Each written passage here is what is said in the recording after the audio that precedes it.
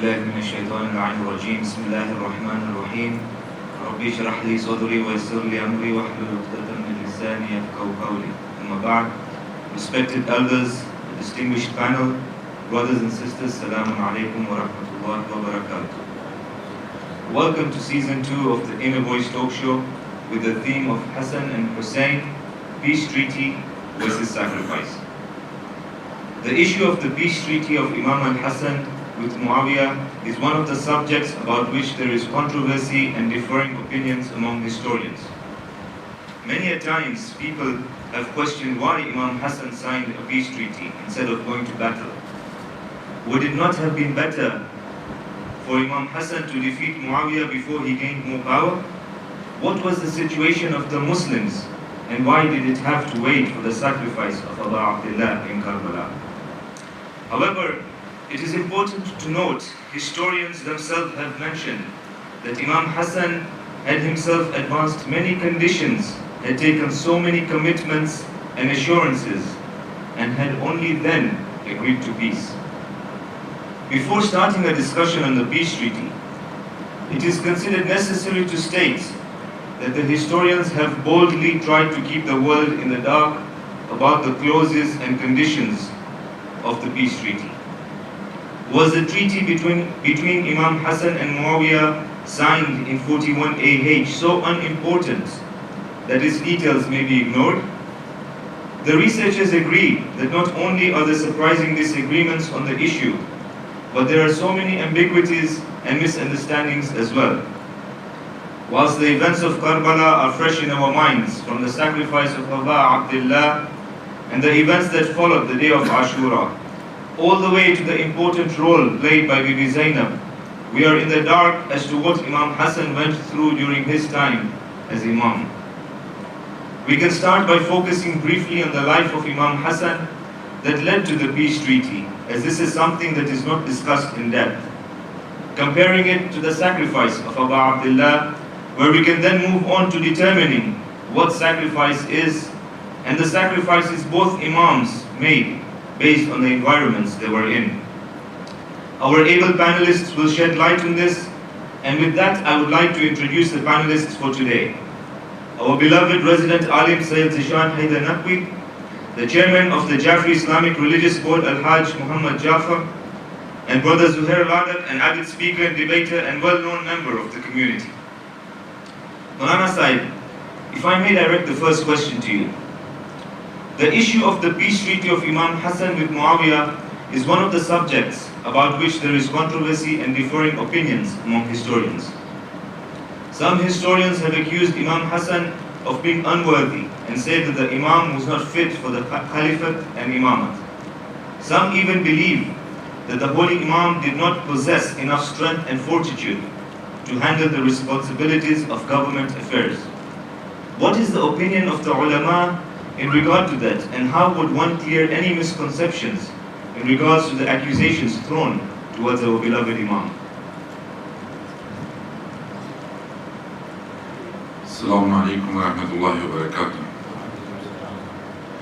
A'udhu billahi minash shaitanir rajim. Bismillahir rahmanir rahim. Wa bihi nasta'in wa huwa khayrun nasirin wa mu'in. Muhammad bhai, mashallah, beautiful question has been raised from your side. Of course, when we look at your question and the controversy that we find about the peace treaty or about the step of Imam Hassan alayhi salam and Imam Hussein alayhi salam. So first of all, we have to understand what is the meaning of the imamah, what is the definition of the imamah.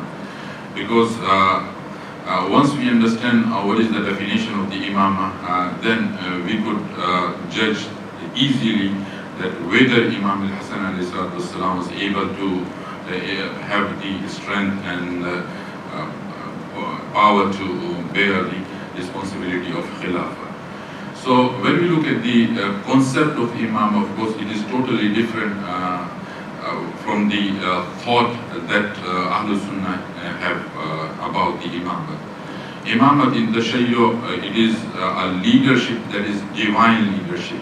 A man who is appointed by Allah subhanahu wa ta'ala, an imam for the community. So if you look at the ayat of Quran, you find, for example, when Allah subhanahu wa ta'ala talks about the imamat of Prophet Ibrahim alayhi salam, so Allah says, Inni ja'iluka lin-nasi imama, that I'm appointing it. So it's like this position or this leadership is all in the hand of Allah subhanahu wa ta'ala. So imama should be appointed and by Allah, it should be divinely appointed.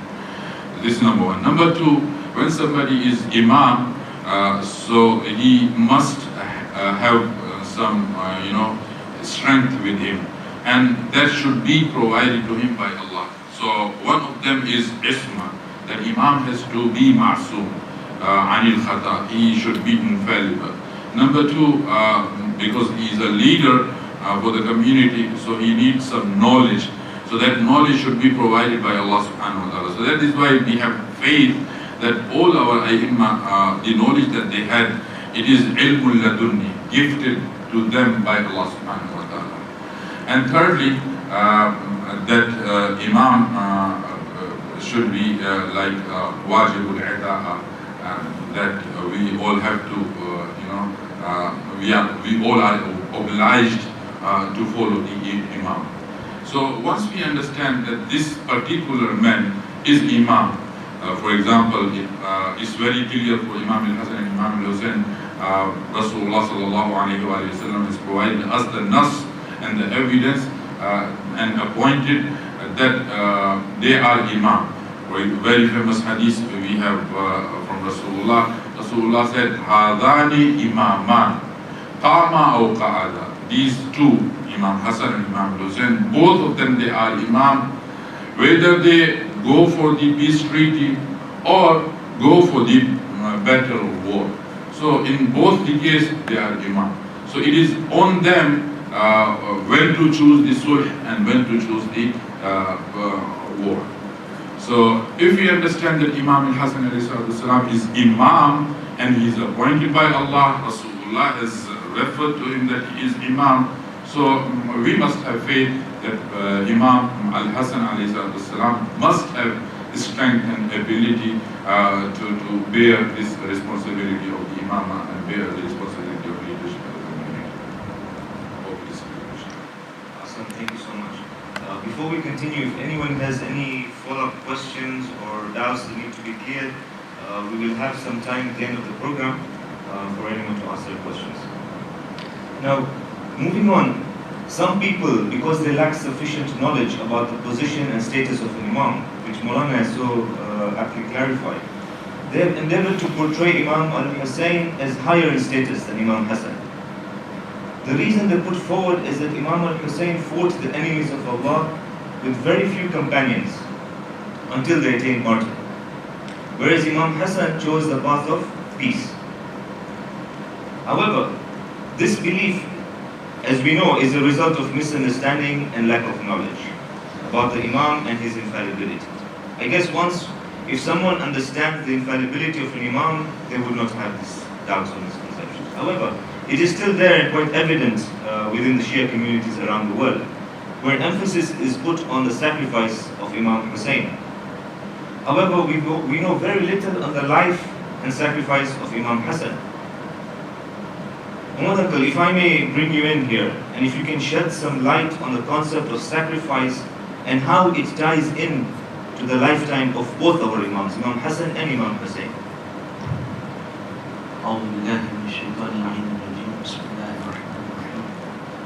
Assalamu alaikum wa rahmatullahi wa barakatuh. Ahsan, alhamdulillah.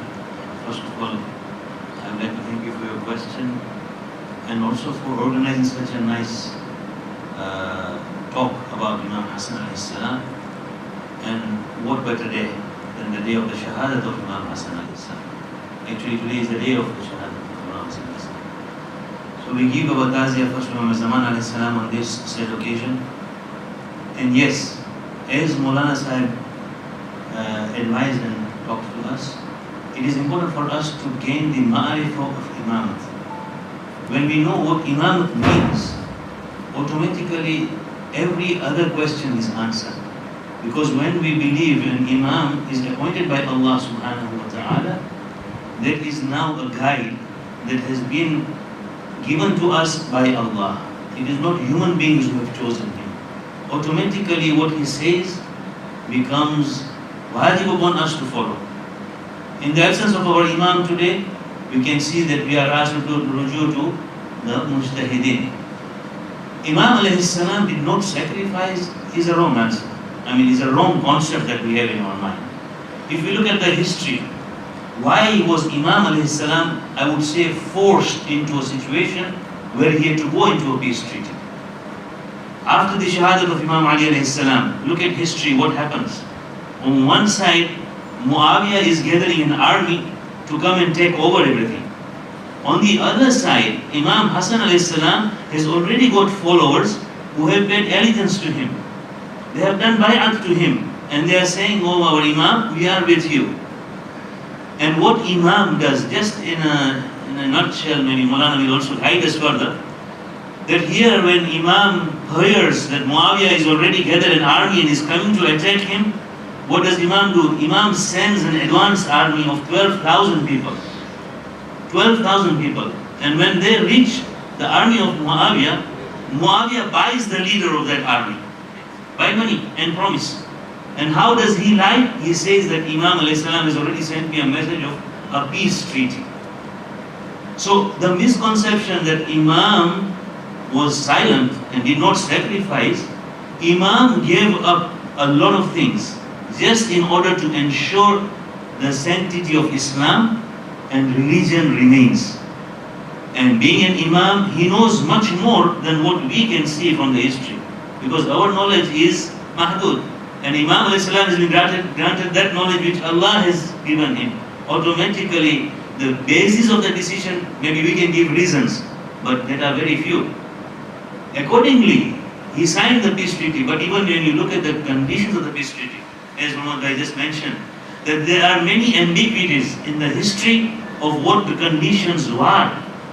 And this peace treaty was not signed in one instant. It was not a paper that was sent and Imam was to sign. No.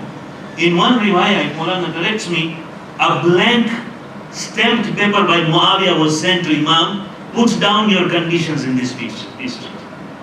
So that was the point up to which Imam Hassan alayhi salam went to. Initially, if you look at history, Imam wrote to Muawiyah. Muawiyah responded.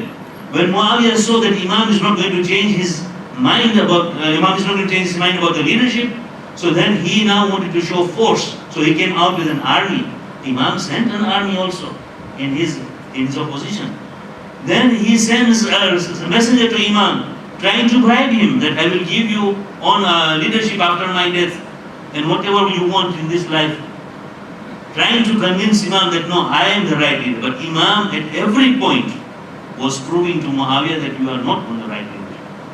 This leadership has been given to us by divine authority. It's not by human voting. It's by divine authority. So it is ours. But then when he sees that everyone is leaving him and going away, when a person becomes alone, then he has no choice. That is what we can foresee, but we do not know what the asal reason. Maybe Maulana will guide us on that. But in a nutshell, whatever Imam did was right. And the sacrifices he gave up his own leadership for the purpose of ensuring that Islam remains. Imam Hussain alayhi salam gave the sacrifice of his life. That is what we see, we saw it. And that is why we remember it more. It is more evident, it is more open to the people. But Imam Hassan's sacrifices have been hidden from the masses. If you look at history properly, the culmination of Ashura, where does it start from? Imam Hassan's life, Imam Hassan alayhi salam's life plays an important role. The peace treaty itself plays an important role to prove to the people that what kind of people these were. For one instance, let's assume that Imam Hassan alayhi salam stood up and fought.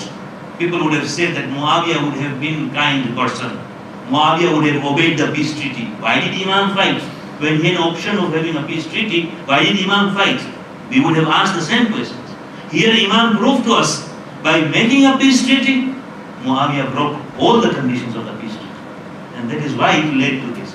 Even in Karbala, before the supreme sacrifice, at every point, Imam was asking them, the opposition, that I am the son, I am the grandson of the Holy Prophet. I am on the right. Change your attitude. Join me.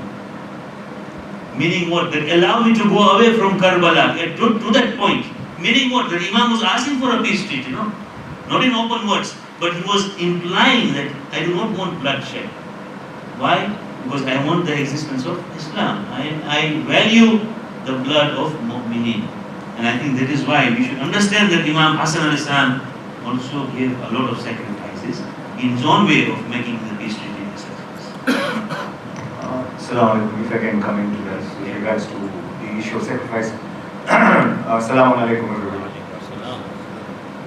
There is a very important aspect, just borrowing from Muhammad Bhai, in that there was, of course, an army at the point that was probably dispatched by Imam in advance, 12,000 men. But it was under who? The commander was who?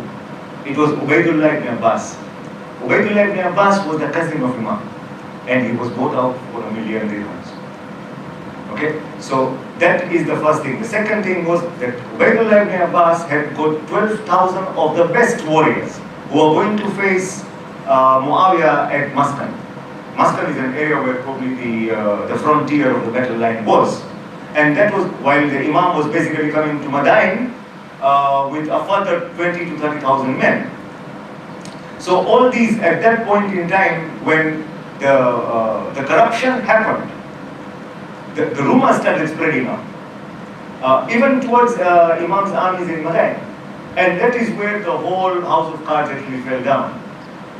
When it comes to the issue of sacrifice, it is necessary for us to understand that the Imam is facing Mazlumiyat even today. Even today, there are sects amongst the Shia who do not even consider him as an Imam.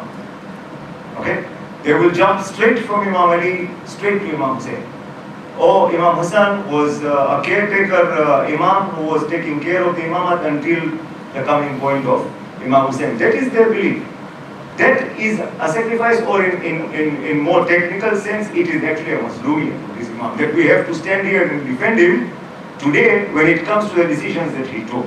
Firstly. Secondly, when his opponents, until today, they have their defenders. One of them calls them Radallahu Anhu, another one will call them Khalul Mu'mineen. There are a lot of defenders of the other sect. Why are we not defending our Imam? Why do we not take up the mantle one way or the other and at least understand ourselves that actually the decisions taken by the Imam at that point was probably the only decision that he had. Remember, Imam Hassan was deemed to be the fittest by divinity at that point to replace Imam Ali after his martyrdom. He was the Imam who filled the shoes of Amir al-Mu'mineen. This is something that should not go unnoticed. He was the Imam. That divinity found that there was nobody else on the face of the earth or in the heavens who would be able to fill the shoes of Amir al-Mu'mineen, and that was Imam Hassan. Okay? Now, it is very, very important also at that point to take note of the fact that Imam Hassan, even at that point, was facing a lot of betrayal, as you have heard from a moment. There was a lot of betrayal within his own army, and of course the intrigues of Muawiyah was so much in that there was no other option but to enter into an agreement. And I would like to probably just clarify here as a parting point that this agreement that we are referring to as a peace treaty, in my humble opinion and in my humble submissions, was not a peace treaty. This was basically at a technical level a ceasefire agreement, because both parties were poised for war. There was already an army at Muscat. There was already an army at Madain that was going to face Muawiyah, who had already amassed about 70,000 men, and there was a status of war that was imminent. Now, when that kind of status is probably at the show, what one gets into is not a peace treaty. A peace treaty is a progress that basically happens, which starts off first with a ceasefire agreement. Or at best, it was an armistice. One can go into the technical aspect of how these treaties are entered into, but this was actually a peace treaty because the conditions, this was actually a ceasefire agreement. Because the conditions at that point in time actually led to the entering, and there was no other agreement that would be entering to accept a ceasefire agreement. There was an end of hostilities, and upon conditions that were set forth by the Imam. Secondly, with regards to the issue of the aspect of the agreement itself, yes, of course, this is encaptured in history, that it was Muawiyah who actually proposed the agreement to be entered into. And he truly, yes, did sign, put his stamp, and had witnesses that he would live up to each and every one of those conditions. So it's important for us to understand these nitty-gritties, because at that point we will not appreciate at this point, 1400 years later, that, oh, how did the Imam enter into an agreement while Imam said, no. This was probably the only way out when it came to that situation that the Imam was facing. So. Thank you. I think it's pretty clear from what Maulana has said. Yes, please. I'd like to add one point with the points of Muhammad Bhai and referring to the question that because Imam al-Hassan alayhi salam went for the peace treaty and Imam al-Hussein went for the sacrifice. So that is why, there is a misconception that Imam al-Hussein did something better than the Imam al-Hassan alayhi salam. Actually, first of all, we should understand that there is no qanun, there is no law or legislation or criteria that the sulh is less better than the war, or the war is better than the sulh. We do not have such a criteria in the Sharia. What is the criteria? Criteria is result. If the result is good or better from the war, so then the war is good. If the result of the peace treaty is better than this of sulh, then the sulh is going to be good. So here, the first thing we have to understand that sacrifice or sulh, we do not have any criteria. The criteria is the benefit that comes out, or the result that comes out from them. So if you get good result from the sulh, so the sulh is going to be better than the war. If you get good result from the war, so then war is going to be better than the sulh. So here, at this point, we have to understand it. And Imam al-Hassan Mujtaba alayhi salam have considered this point, and he knew that the result of battle is not going to be better, and the result of sulh is going to be more amazing and beautiful. So that is why Imam al-Hassan went for the sulh. Thank you so much. And I think it's pretty clear now that an Imam is divinely appointed, and any decision that the Imam makes is obviously guided by Allah subhanahu wa ta'ala, and whatever the Imams do, as we know, and we've learned from many examples of Imam Ali alayhi salam, is that whatever he does, whatever he did was because it was there to please Allah. So I think that's pretty clear. Zuhair, if I may come in, bring you in here. Imam Ali alayhi salam has said once, addressing the people of Kufa, I praise Allah for what He willed and destined, and I praise Him for my entanglement in the troubles created for me by you, the people of Kufa. O people, you who did not follow any of the orders which I gave, whenever I called out to you, you did not respond positively. This is what Imam Ali said when addressing the people of Kufa. Now, tying into the life of Imam Hassan and Imam Hussein, obviously any situation we are in as well, or what the Imams were in, was as a result of what preceded them. How can you, if you can expand on the result of the situation at that time that Imam Hassan and Imam Hussein faced, tying it to the time of Imam Ali, like how far back did it go before it resulted in that situation that they were in? Okay, just to complete the quotation you just gave, Imam Ali goes on and says that you are like broken arrows that have been fired to the enemy. You will be of no use to me, or even to hurt the enemy. Okay, so those were the complete words of the Imam at that point. So we can actually appreciate what the Imam had at that point in terms of course, we're referring to Imam Ali at this point. Now, this is the situation that Imam Hassan had now inherited. Remember, there was a group that probably was loyal to him to a certain extent, but it still involved. There are people who probably were within there and were his Shia, but still had some sort of confusion. There was a confused Mukhtar al-Thaqafi, Hujr ibn Adi was also asking himself questions, Adi bin Hatim was also asking himself questions.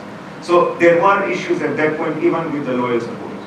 But the Imam was also facing the Harijites. This was another group, of course you know where they came from. These were some of those remnants of Nahrawan. And these Harijites also had pledged allegiance to Imam Hassan. That included Shimr ibn Diljoshan. Okay? He pledged allegiance, but he knew in his mind that possibly this was a way for him to gain his personal material ambitions. Okay? Then there was another group that the Imam had also inherited, and these were mercenaries. These were people who were not within the immediate Arab Peninsula, but they were also from far-off lands. This probably included the Egyptians as well.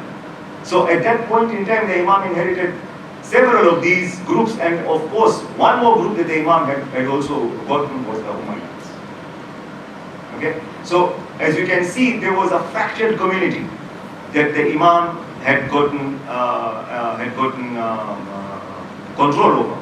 Number two, the issue that during the lifetime of Imam Ali, and as in terms of the Khalifa, there were about 3 wars that he fought in 4 years. The longest of which was Siffin. By the time Imam Hassan is taking over, there was a lot of war fatigue. People are tired fighting. Okay? So this was another aspect and mentality that the Imam had actually inherited amongst his people. Alright? And there is a very important narration at the time when Imam Hassan was actually discussing and getting them ready to accompany him to Luhaila. Luhaila was a place outside Kufa where they would gather before proceeding towards the battle. Imam, in his capacity as Imam, was able to order for an offensive jihad. Okay? This was the situation where Imam, okay, you want to fight? You told Muhammad, we'll fight. No problem. The moment Imam took reins as Khalif, he immediately increased the salaries of the soldiers. He knew what he was going to face.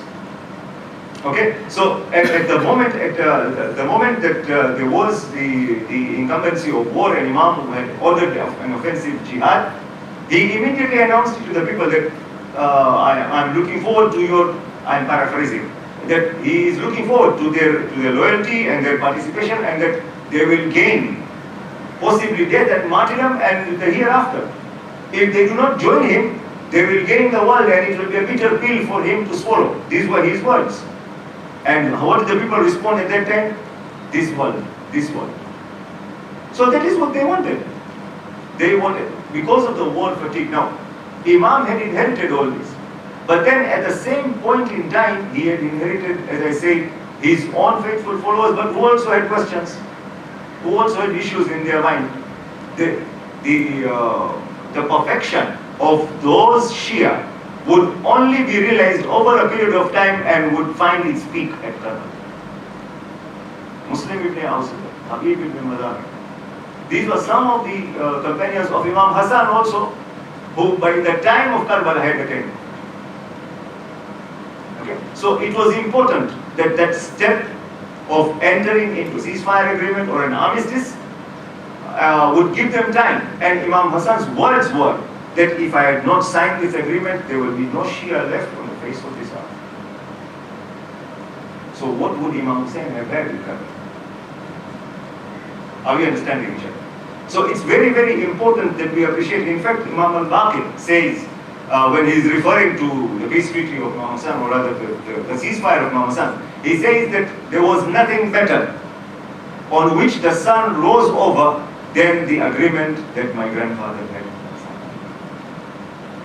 So it's very, very important that for us to appreciate that as imams, they normally lay the stage for the next imam to come in. The Prophet started it. He laid the foundation for the wilayah. Several. And every Imam is laying or has laid the foundation even for our Imam at this point in time. So the peace treaty was actually the foundation or the pathway towards the perfection that we saw in Karbala, where Zainab says that she saw nothing but beauty. So the ceasefire agreement was necessary at that point. Otherwise, the Shia themselves, A, would have been annihilated, B, they would not have reached that perfection that was seen at Karbala.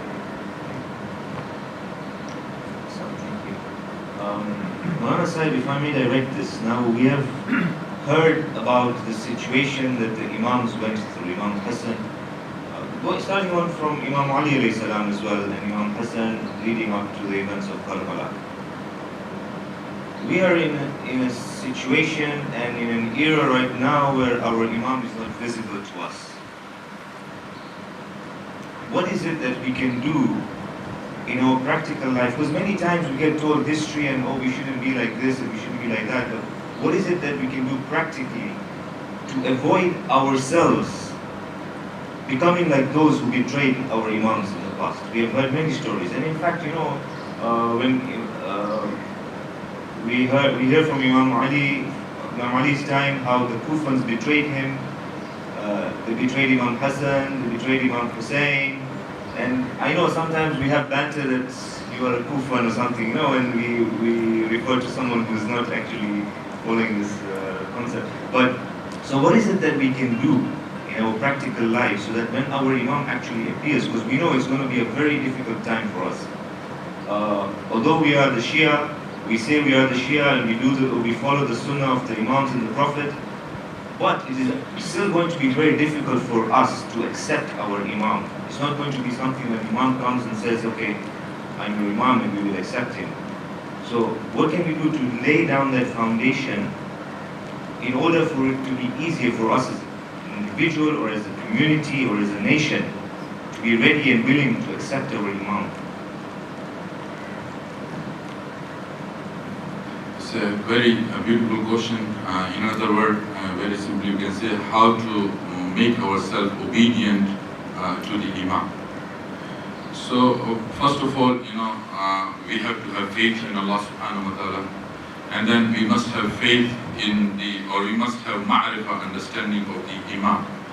And we should make us to reach a level where the stage of submission to Allah subhanahu wa ta'ala comes.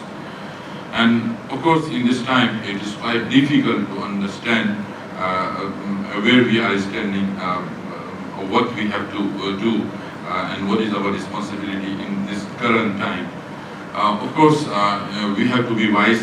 We should understand in what conditions we are living. Should we go for the, is it the time similar to the time of Imam Hassan al-Mushtaba, or is it the time of similar to the Imam al-Husayn alayhi salatu salam? So we have to go accordingly. But if we are still confused, so what we have to do, Ahlul Bayt alayhi salatu salam, our 11th Imam al-Askari alayhi salatu salam has guided us that we have to go to our marja. We should revert to the marja'iyya. Marja'iyya is something in current time, it is the only source that can guide us and that can keep us on the right path.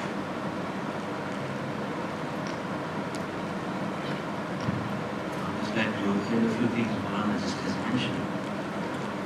By gaining the ma'rifah of Imam alayhi salam, we will note one thing, that it is wajib upon us to follow the Imam.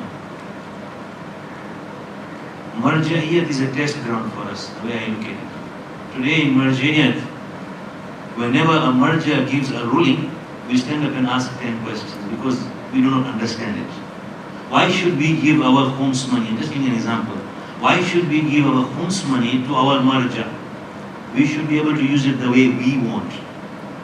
Here, the marja, if we have the ma'rifah of Imam alayhi salam, we know that the marja is the agent of Imam alayhi salam.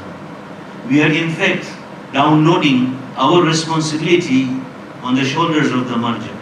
We have done our bit of taking out homes. It is now his duty to ensure that it is well spent.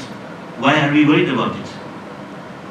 When Imam Khomeini when you must have heard about this, where a person comes and gives him homes of $1 million, $1 million, and a person like me goes with $1,000, and Imam awards the same respect to both of them, the one who gave $1,000 and the one who gave $1 million. But the guy who gave $1 million felt uncomfortable, he felt insulted. When he came out, he complained to whoever was outside, telling him that, Imam, you don't even respect me. I came with $1 million. What does Imam Khomeini respond to him? He tells him, do you know, I should be respecting the one who gave me $1,000 more than you, because he only gave me a responsibility of $1,000. You downloaded your responsibility of $1 million to me. So it should be the other way around. Now, if in the rulings of our marja we are not ready to follow, let's think about it. Will we follow Imam? I think this is a testing ground for us. And that is what the Western world or the enemies of Shia are after. Break the marja'iyat. Create doubts on the marja'iyat, so that when Imam comes, when he reappears, we will all be doubting what Imam is saying. Because when Imam will give an order, just as an example, that give your house to so and so poor person, we will ask question, who are you to say that? I earned it, how can I give it to that person?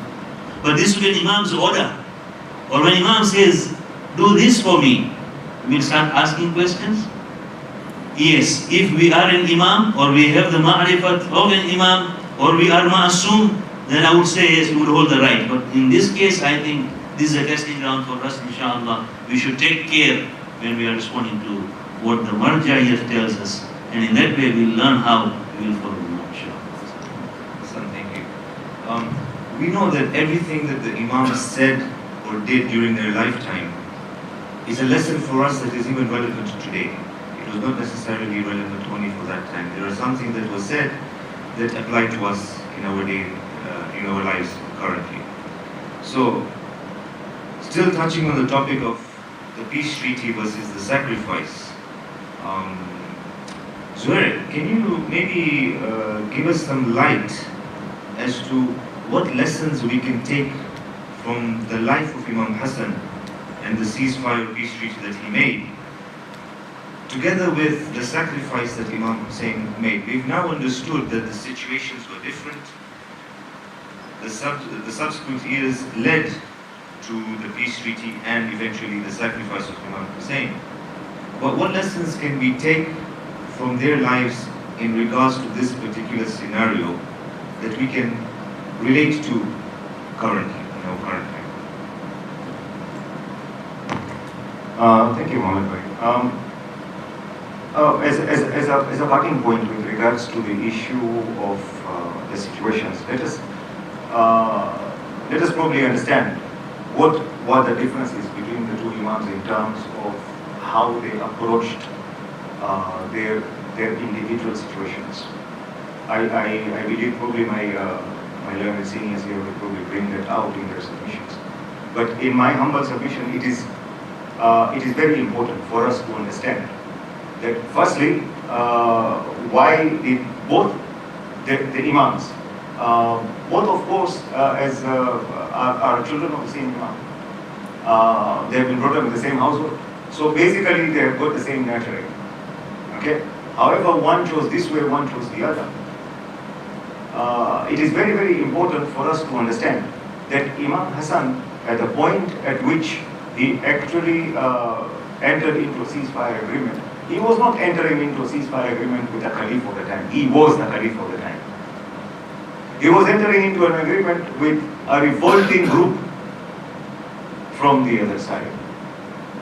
Of course, in the face of Muawiyah. Therefore, when it comes to, of course, getting into a battle situation, the Imam would not have wanted to face Muawiyah with a weakened army at the end of the day, because the eventual outcome would actually be either his death or his capture.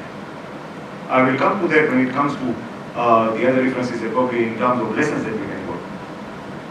So bear that in mind, that possibly and probably the Imam did not face a situation the way Imam Hussein was facing. Imam Hussein, on the other hand, was facing a caliph, or rather a ruler of his time who was oppressive, openly oppressive. Okay? So that is one fundamental lesson or difference that we can go. Secondly, with regards to the situations at the time, Muawiyah, while portraying himself outwardly as being a very good Muslim, praying, fasting, doing zakah and all, privately he was a totally different person. But because of the outward exposition of what he was in terms of being a Muslim, and of course the kurta of, they say the shirt of Uthman, or rather the kurta had become a flag for him to use. And that was what was the shield behind which he was trying, of course, to gather the support as well, by saying that he wanted to avenge Uthman's death. So Muawiyah was now fronting himself as being a very loyal Muslim, and trying to uphold the community, and that Imam Hassan probably was also equally responsible for the death of Uthman, for that matter. So that is the other situation that Imam Hassan was actually facing in terms of the socio-political status. On the other hand, the intrigues of Muawiyah had put Imam's army into such a situation that there was hardly anybody left to be with the Imam. They basically, when the rumors had started infiltrating into Madain, many of those people, especially the Kharijites, they started revolting against the Imam, because they believed that probably there would be no war, and hence they would not get any booty. So they went and probably actually attacked Imam in his own tent. And there was a stabbing wound on the Imam's thigh, such that it weakened him quite a bit. So his own people attacked him after knowing that there would not be any booty from the war, because we were entering into ceasefire. So they actually come in there clearly for their own ambitions. On the other hand, and a very important point, possibly at this point, a lesson that we can follow, that Muawiyah had not asked for allegiance from Imam Hassan. It was an explicit term in the agreement that Imam Hassan had put in, that we shall not refer to you as Amir al-Mu'minin. That was a clear break-off that Imam wanted to show that there was a difference between perpetual spiritual imamah and temporal world government. Imam Ali had done the same thing. Imam Hussein had asked Imam Hassan that why did you end up giving your rule? And Imam Hassan replied, for the same reason our father gave it up in the first place. Are we together? So, on the other hand, as far as Imam Hussein was concerned, the allegiance was on the king. And it was either allegiance or his death. There was no option for a peace treaty. There was no option for him to actually go into some sort of a ceasefire agreement. Imam Hussein was not offered that. He was offered either allegiance or certain death. Now, from here, one can actually appreciate the situations that both the Imams were in. And from that, we can borrow as a parting point as far as the start of the talk show was concerned, when it came out that one of the sacrifices that the Imam gave was his temporal world leadership. That was a big sacrifice. You want to fight. You actually paid your soldiers double the salary. You amassed an army, you gave an edict for an offensive jihad, and yet you have to swallow the bitter pill of getting into a ceasefire. What bigger or more biting sacrifice can you give than that? When you know you have the Zulfiqar in your hand, but the situation has tied your hands down to a point that you have to swallow the bitter pill of the ceasefire. But in turn, with the terms with which the Imam had put down, he turned the ceasefire into a possible victory, as far as the terminology. Because with that ceasefire agreement, every Imam comes into play, and they actually eventually unmask the hypocrisy, the evil of the time that they are living in. And by this agreement, the Imam unmasked Muawiyah as to being the hypocrite that he was.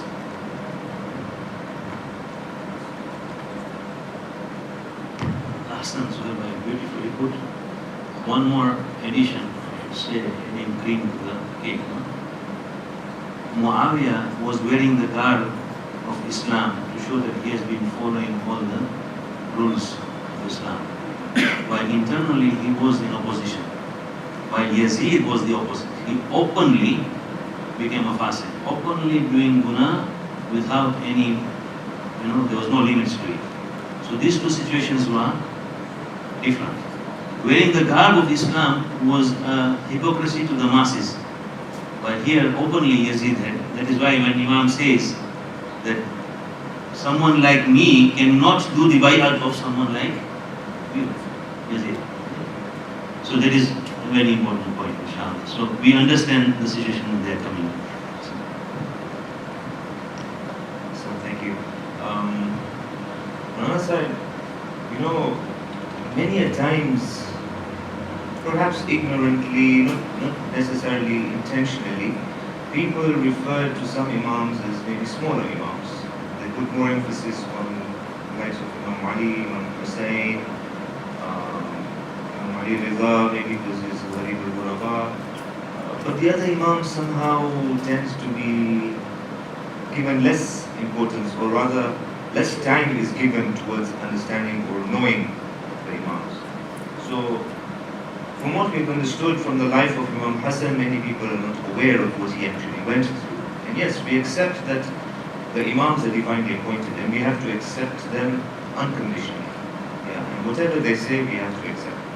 However, the misconception here is that not only Imam Hassan, but with the other imams, if you go to see the 9th, 10th imam, not much importance or time has been given towards their life. What would you say about that in terms of this theme of peace versus sacrifice in relation to the other imams?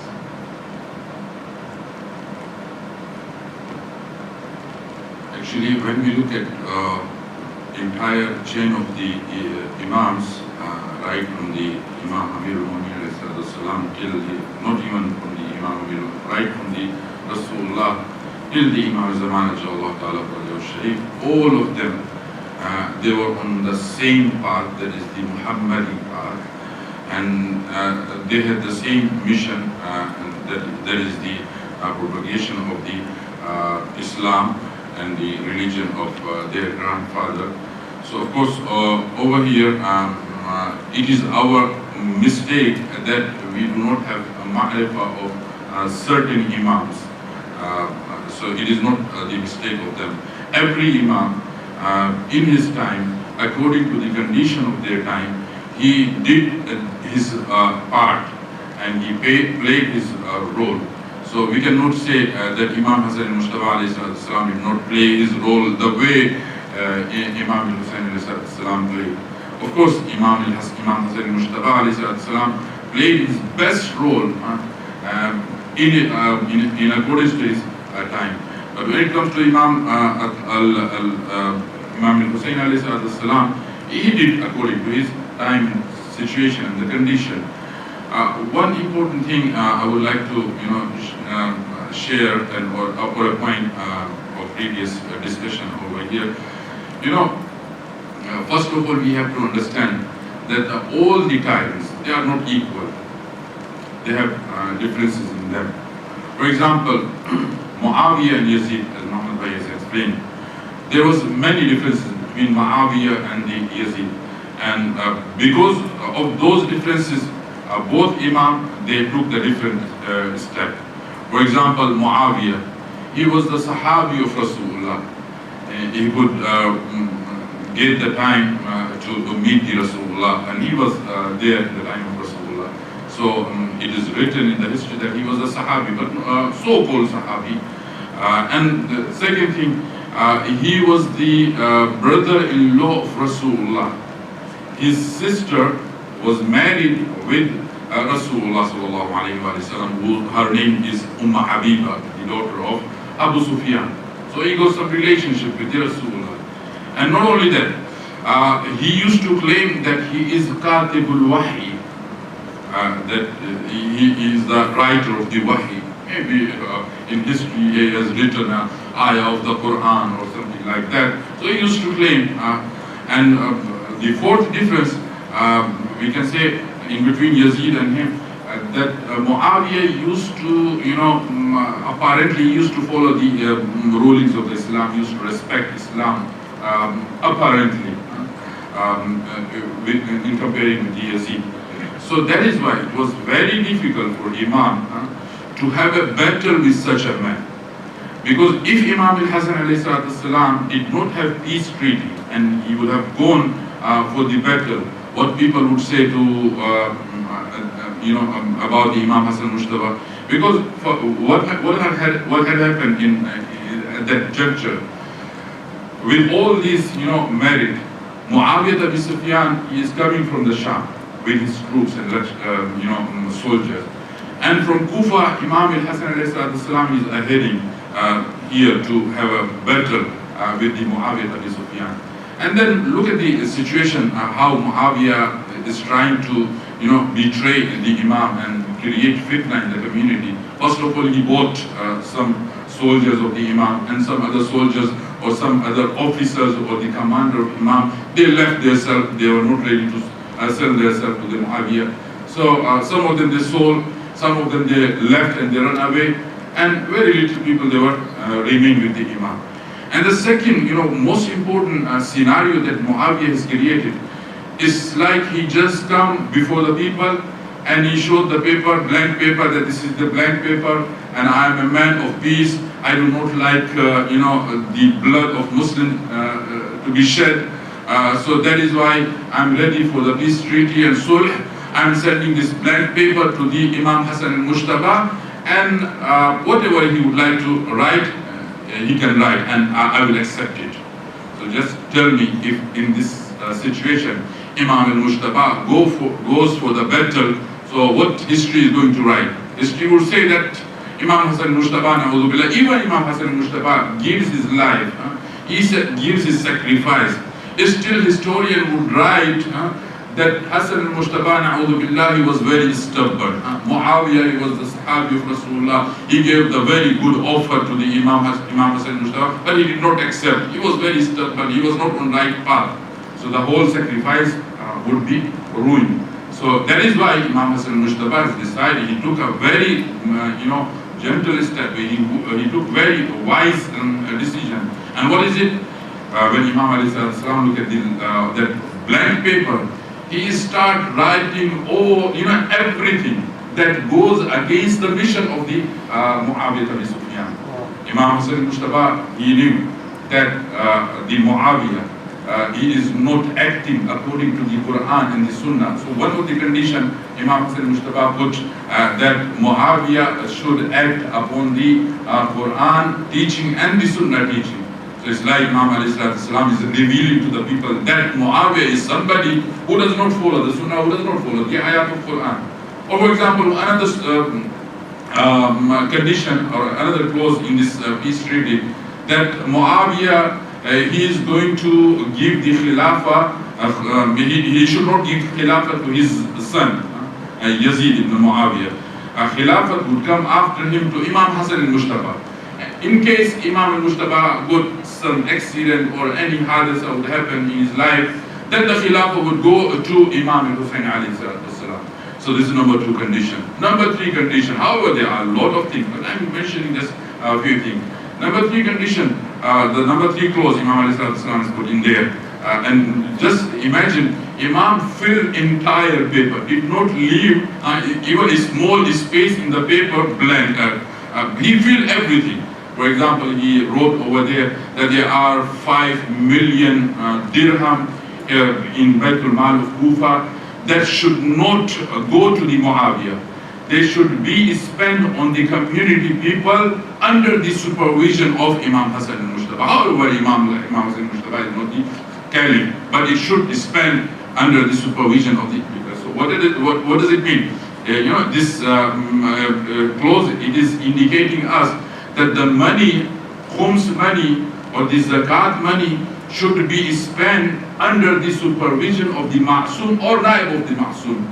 So many a time, we feel pain why we are giving our money and it is going to be spent with the opinion of the maraji. And also Imam alayhi salam wrote over there that Muawiyah Abi Sufyan, he is given the verdict that Hujr ibn Adi should be killed. So Imam alayhi salatu wasalam, he wrote over there that the decision of the assassination of Hujr ibn Adi should be eliminated. Another clause, for example, over there was that people, they used to curse Imam Amir al-Mu'minin alayhi salatu wasalam on the commandment of Muawiyah ibn Sufyan. Imam alayhi salam, he said, he has to stop this bid'ah from the community. And it was very difficult for Muawiyah to, accept all these conditions.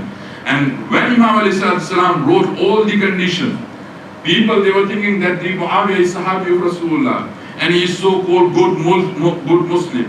But when Imam alayhi salam wrote all those conditions, Muawiyah, he has to accept. And he accepted before the people. And then when he goes back to the Sham, he was so angry because he had a plan that he is going to appoint his son Yazid as his representative, as his successor, and Khilafah would reach to him. So Imam alayhi salam like failed his plan. So he got very angry when he reaches to the Sham, and he ripped out the peace treaty. His own people, they started, objecting on him. His own people, they started saying bad about the Muawiyah. They said, oh, in that juncture, Muawiyah, he was showing so, sympathy and what you call religiosity over there. But now his face is totally changed. He has ripped out the, all that agreement, and he himself signed in advance. He himself stamped in advance. So it means Muawiyah is not that good we used to think. So it's like another purpose behind this treaty of the Imam alayhi salam is he wanted to remove the curtain from the face of Muawiyah. Muhammad, if I can enter here. Just before the point goes off, in addition to what Mona Saibani has beautifully explained it, the other scenario when it comes to a battle that actually happened, if it was to happen, between Imam Hassan and Muawiyah, the issue that, okay, probably he will be killed or he will be captured, and then Muawiyah, to show his outward, he would release him. Remember the words of Ibn Zayd in Sham. Amin al-Adli ibn Tulaqa. Who are the Tulaqas? These are ex-cons who were freed at the time when Makkah was conquered. How would it feel for Imam Hassan that I have now been captured by a Tulaqa and now I have been released by those ex-cons who my grandfather released? This was unacceptable. It was unacceptable. Given the situation, the way the army was, there was no way that Imam Hassan would have actually put his this particular status online. The other issue was with regards to the term in the agreement that, as you had mentioned at the outset, that are ambiguous or controversial. One of the controversies that probably we are faced with is that the Imam went and sold the Khilafah for a particular amount of money and then he said quietly. Let us understand this, that particular point, as far as the condition of paying 5 million dirhams, out of which 1 million was of course supposed to go to Imam Hussain and 1 million was supposed to be going to clearing the blood money. That, according to the agreement, was to come from the taxes of Dar Abjad. Dar Abjad was an area that Basra had actually got dominion over. Dar Abjad fell to the Muslim empire without war, and it becomes what? Fay. Fay is now on the Khalifa of the time, or the time of the Prophet, that he was the one to decide how it was going to be used. And the Imam used this word, that the Fay of Dar Abjad will come for me to use as I deem so fit, which as per law is the way it's supposed to be used.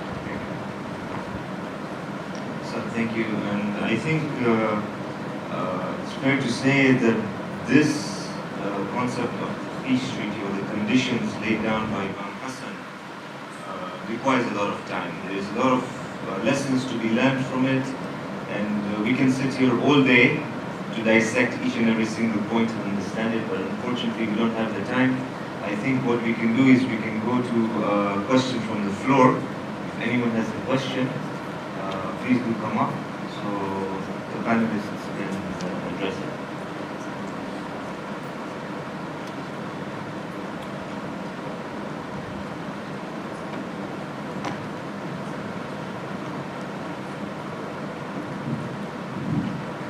Assalamu alaikum.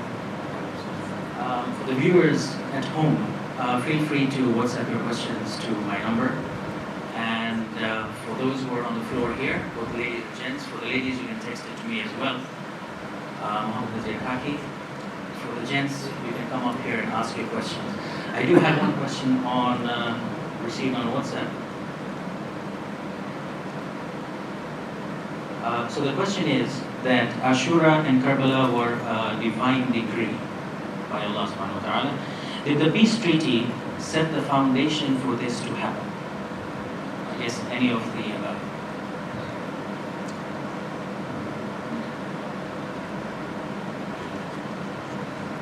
I think it has it's been covered briefly, but Mulana can expound on it in regards to.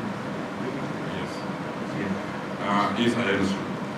I think the question is how the sulh of Imam al-Hassan led to the Ashura, led to the Karbala. So, if I understand correctly, the peace treaty was divine guidance from Allah. Was the event was it a divine guidance from Allah? As we know that Karbala was actually divinely declared. Yes. Of course, when we look at the entire condition of the peace treaty of Imam al-Mujtaba, of course, Imam itself, it is divinely appointed by Allah subhanahu wa ta'ala. And it is our faith and our aqidah that whatever Imam says and whatever Imam act, it is divinely guided. Because all the time, Imam ﷺ, throughout of his life, every moment of his life, he is getting the guidance, divine guidance from Allah subhanahu wa ta'ala.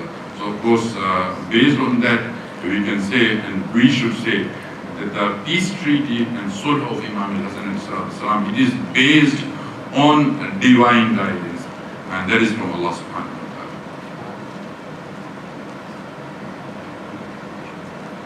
Yeah, the second point, how sulh of Imam al-Hassan lead to the Ashura. You know, we have to understand this important thing. Sometimes we do not know our, enemy. In Urdu or in Persian we say dushman shanasi, understanding the enemy. It is a hunar, it is a skill. So how you can fight with your enemy? First of all, you have to understand who is my enemy. So this first step, understanding the enemy of his time, this step is done by the sulh of Imam Hassan al-Mujtaba. Because the moment Imam Hassan al-Mujtaba put all those conditions, so through those conditions, the curtain of the Islam from the face of Muawiyah and Banu Umayyah was removed. Because Muawiyah, he did not fulfill any condition that he has accepted at the time of peace treaty of Imam Hassan al-Mujtaba. For example, he did not fulfill the condition of that he is not going to appoint his son Yazid as his successor.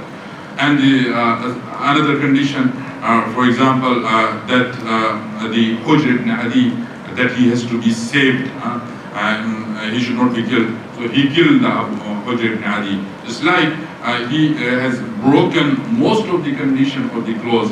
And people, they understood that these Banu Umayyah, they are not the loyal and they are not right people, those who goes on the principle, they are always following their carnal desire, they are always following their, whim and, hawa and hawas. So the result of Yazid, the moment, and the result of the peace treaty is the Yazid, because he has betrayed the peace treaty, and the Yazid become the caliph. That is why if Imam Hassan al-Mujtaba would have stand up, so if he would have gone in his lifetime for the battle, people, they would say that Imam al-Islam is breaking the peace treaty clause. Or Imam al-Husayn al-Islam, if he would have gone for the battle in the time of Muawiyah Abi Sufyan, people, they would say that Imam al-Husayn has broken the peace treaty of his brother. He did not respect that peace treaty. But the moment Muawiyah bin Sufyan, he passed away and Yazid became the caliph, and all evidence are gathered that Banu Umayyah, they broke all the condition and all the clause of the peace treaty, then Imam al-Husayn he took a step and he goes Karbala and he started a battle and war with, giving the sacrifice in the land of Karbala. If I can add something, Imam Hassan passes away 51 age. Karbala happened 61 age. Imam Hussain assumes Imam 51 age. For 10 years, Imam Hussain lived with a khilafat, or rather with the rulership of Muawiyah, and did not utter a single word in terms of rising up. Because for as long as even one term of the agreement was unbreached, Imam Hussain would not rise. It was upon breaching of the last term, that is the ascension of Yazid onto the throne, and in fact, the situation of the Ummah at that point had degraded to a point that, if I can just cite an example, Yazid was well known in that he would be drunk throughout the day. And there was a time the people came to him and told him that there is a salat to be recited, you will need to go and lead the Jamaat. And he goes that, I'm drunk right now, why don't you ask Abu Qubais to lead it? You know who Abu Qubais was? His pet monkey. So Islam had reached to that point. The ceasefire agreement was totally broken. What happens when a ceasefire agreement breaks? The parties rise up. There is hostilities. And of course, that is how one thing led to another, like a pack of dominoes, that there was eventually no term left that was unreached. And that meant the end of that ceasefire, or the end of that armistice, or peace treaty, or whatever you may call it, and Imam Hussain rose. Because the situation of the community had degraded to a point that a monkey was being asked to lead Jamaat prayers. So think about the situation the way it was at that point, and if there was any peace or any treaty that could be written so that to allow a monkey to lead Jamaat prayers. Thank you. There is another question here, any of the panelists can answer. Was Muawiyah connected to the Shahadat of Imam Hassan?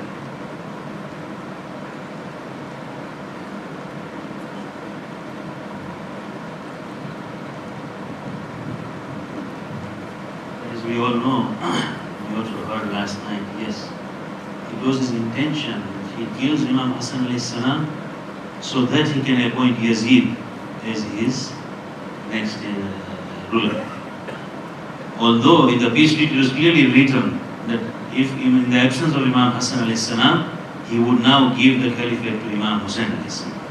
Yes, he was involved and he gave money to Jodha bint Ash'ash, the wife of Imam Hassan alayhi salam, and he promised her the marriage with Yazid. And when she had done what was to be done, you know what history tells us, that when she went back to Muawiyah that now give me in marriage to Yazid, he said, if you can kill a person like the son of the grandson of the Holy Prophet, who was your husband, what is the value of my son? You can also kill him. So I will not marry you to my son.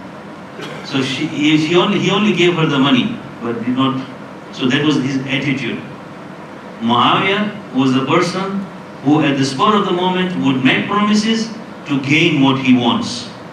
And once he has gotten what he wants, he would forget about the promise. So this is a great lesson for us in today's world to learn from also. That we should not be that at the spur of the moment we make a promise. To our children, at the spur of the moment we make a promise. And once the thing is done, we forget about it. Just as an eye-opener for discussion.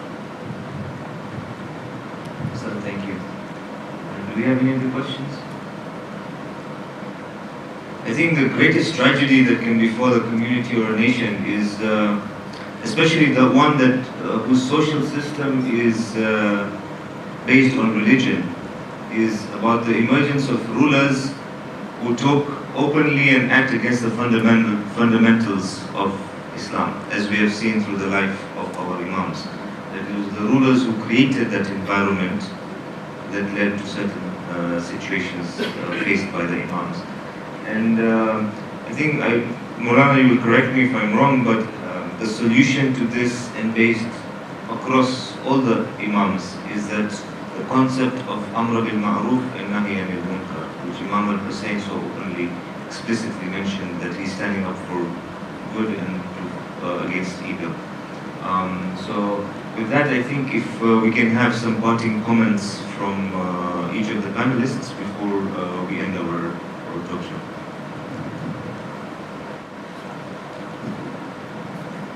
I just wanted to share one aspect that I came across, and I think that will be something that will also guide us, and I can see it happening in today's world.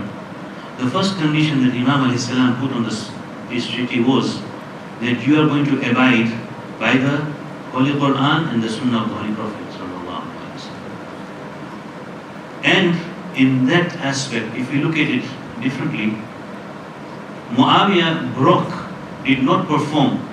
He acted against the Quran and against the Sunnah, right?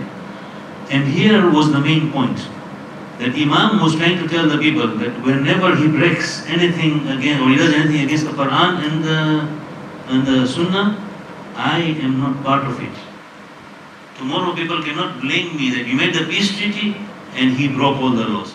That is one aspect. And the second aspect was, like Maulana mentioned, to remove the cover and to show the people that he is a person who is not abiding by the Quran and the Sunnah. So there are many lessons to learn from the peace treaty, and I think the biggest dhulm on Imam alayhi salam, the apparent dhulm is that yes, in Jannatul Baqi we don't have his ghari. We are not remembering him in the manner that we are supposed to. But I think the biggest dhulm would be that we individually have not researched into the lifetime of Imam Hassan alayhi salam. So if we can take some time and go into the depth of what he did and how he acted during his time of Imamat, in the presence of Imam Hussain alayhi salam. During his Imamat time, Imam Hussain alayhi salam was present, and how he acted, and if there was anything, any breach or any wrongdoing, then Imam Hussain alayhi salam would be the first person to point it out. But you can see if we go deeper, we'll learn a lot from this guy. Inshallah, it's a good breakthrough, and we come to know a lot of it from this guy. Hassan.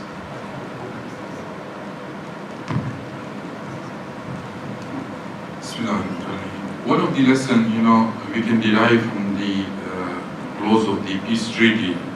I can say from whole scenario of the peace treaty, it is even the Ahlul Sunnah, they have given this reason, and our ulama as well, the same reason.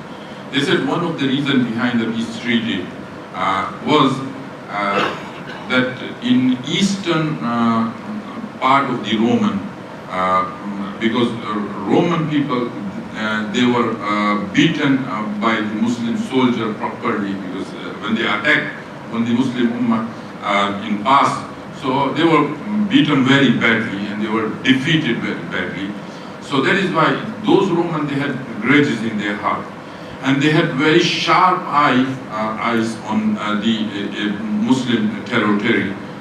So when this, quarrel, and when this conflict was going on in between Imam Hassan Mustafa and Muawiyah al-Sufyan, so they had even their missionaries in the land of Islam, those were observing what is happening and what is going on.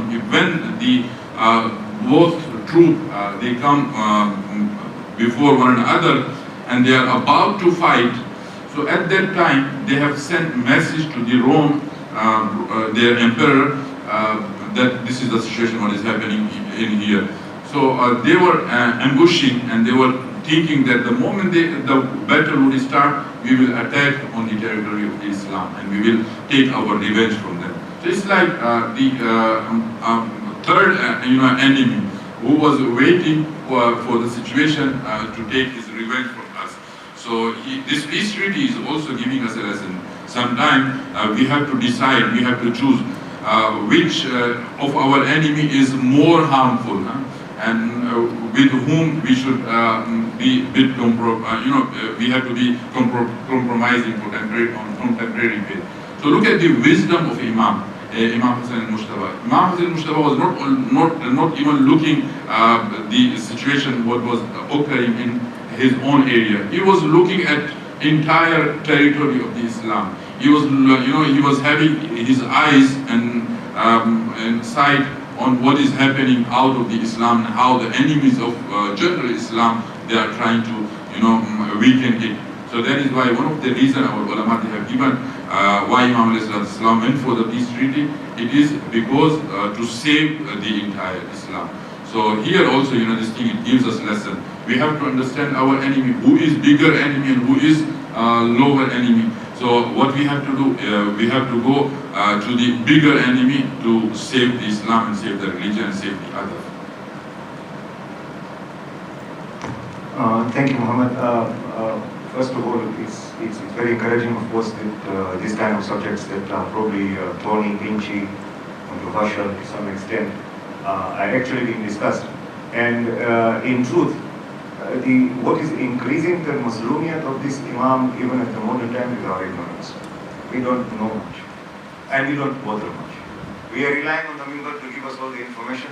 In a span of 45 minutes, 1 hour, the member has to actually put that information down. What 10 years, 15, 20 years in like 1 hour. We are not going to get anywhere if we are going to listen only to the member. We have to do our own researches, pick up a book and read. And possibly at that point in time, you will end up appreciating why a certain action was done. Al-Qaim, His Excellency, will Ajrullah Faraj al-Sharif, when he does come according to a particular hadith, he will enter into an agreement with the kuffar that will be possibly for 10 years and will be breached in the 7th year. Now at that point, are we going to question him? Are we going to question him also? The way we are questioning Imam al-Hassan? Why aren't we questioning Hudaybiyah? Why aren't we questioning the 25 years of silence of Imam Ali? So these are some of the things we need to, it's all about understanding. The only way we can alleviate the Mazlumiyat of this Imam, of course you can't do anything for now because he is lying there under the baking sun and his grave has no shade. But at the very least, understand why certain steps are taken so that you can appreciate that your Imam did the best that was possible at that point in time. And every Imam will do, of course, they do their best in terms of divine inspiration to ensure the longevity of this religion. Thank you. Thank you very much, Zerman. I'd like this opportunity to thank the panelists for their time and the knowledge they imparted to us. Thank the audience, and I think it's fair if we end this session with the recitation of Surah Al-Fatiha. But before we do that, I think there will be more of these sessions that will come up, and topics such as these, as Zuhair has mentioned, are important to discuss to become more aware and know our Imams. It's not fair to only listen to this from the mimbar. We also have to do our own bit to increase our knowledge and awareness. So with that, we end with Surah Al-Fatiha.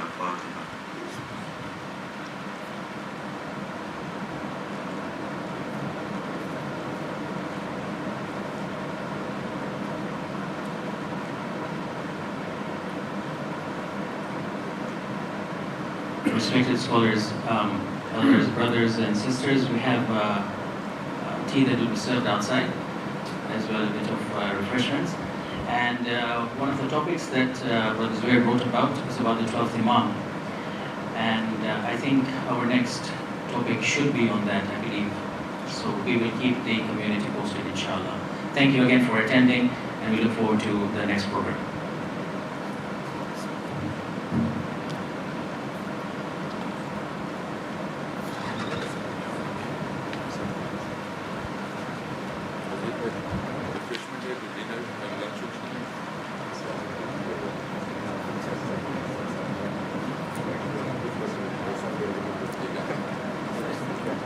Yeah, I thought that Roy, he wants to ask a question.